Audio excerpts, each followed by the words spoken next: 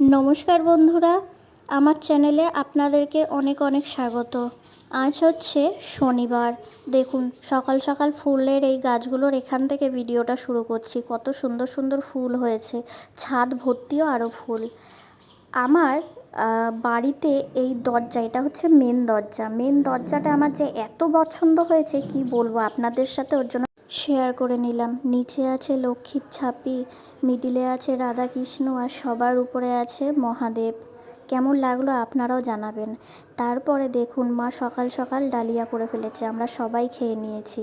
আর আজকে ছাদ দেওয়ার মোছার দায়িত্বটা মার পড়েছে। দেখুন দেখছি যে ঘরগুলো সব মা ঝাড় দিয়ে পরিষ্কার করে নিচ্ছে। আজ আমার শরীরটা সেরকম একটা ভালো নেই। মা বলল ঠিক আছে রেস্ট নে।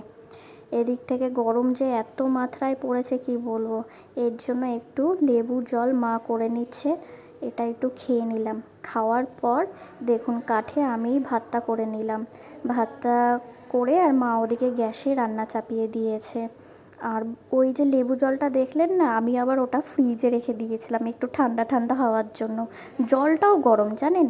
তারপর স্নান করে এই যে পুজো দিয়ে নিয়েছি।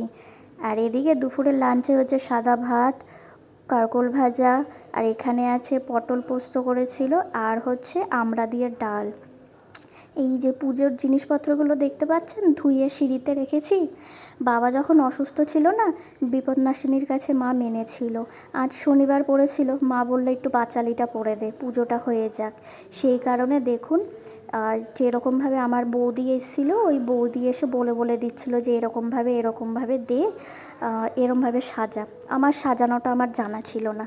এই বৌদি যেরকমভাবে বললো দেখুন সেরকমভাবে করে নিয়েছি। আর এইভাবে আমার ভিডিওটা শেষ হলো।